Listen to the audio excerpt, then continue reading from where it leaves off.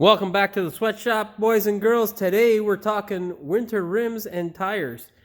Mainly, we're going to touch on winter rims and why it is important to get a rim that is hub centric to your vehicle.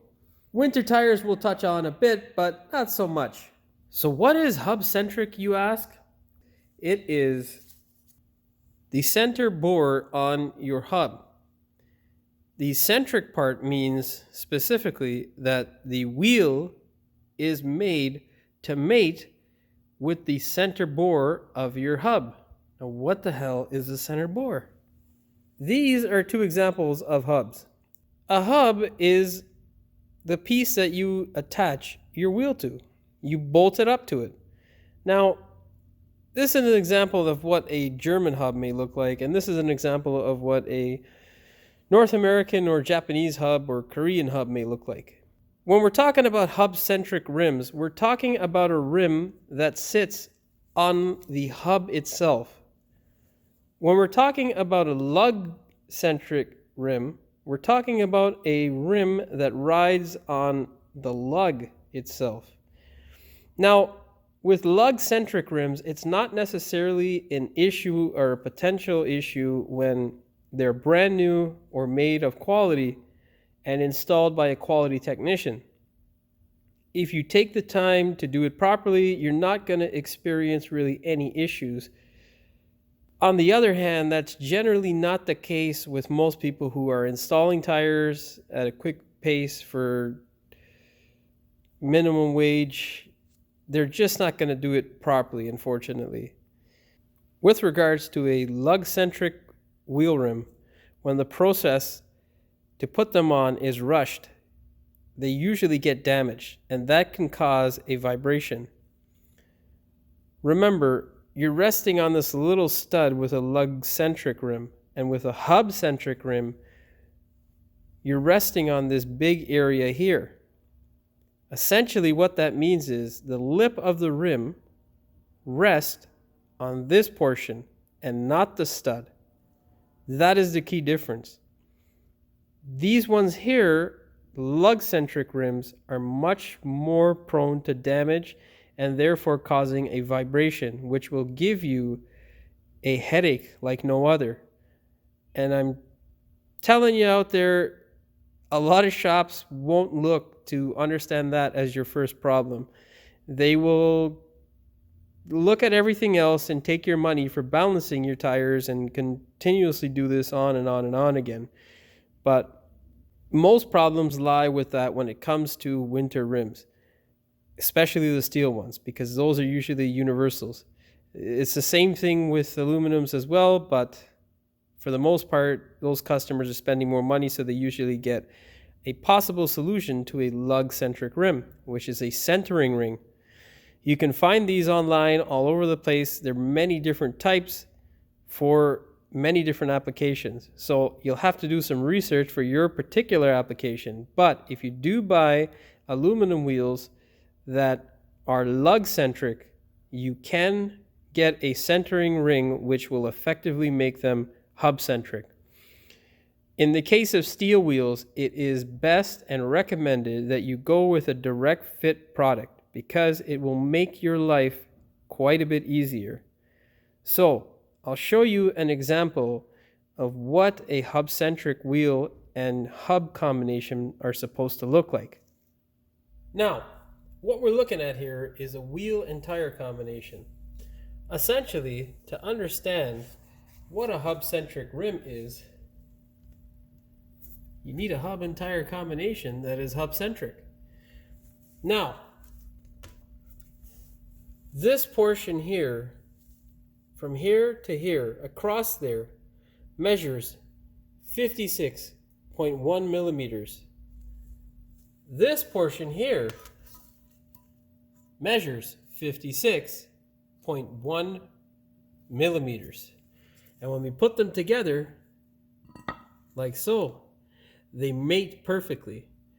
Meaning that when you have this sort of combination, you're not going to have a lug-centric system. You have a hub-centric system. This is the sort of thing that I would recommend for most of my customers when buying or purchasing steel winter rims. Now, unfortunately, some cars, you just don't have that option. And you'll end up with something like this. You can see there that this hub here can rotate around freely. Now, provided if this was the right bolt pattern, meaning the spacing between the bolts here, and also the number of studs or bolts required, you would understand that this would be considered a lug centric rim, because the rim would not rest on the hub, but on the lug. Unfortunately, some people will get stuck with that as an option, but it's not the end of the world. When replacing your tires at winter time with your winter tires or winter rims, what you can do is just be extra careful when installing them. Don't take your gun and just zap them on. Place the wheel on properly and then run the nuts or bolts up by hand. That way you won't eat in to the lug centric portion of the rim. And that way you'll get longer life out of them and you won't have a possible balancing issue.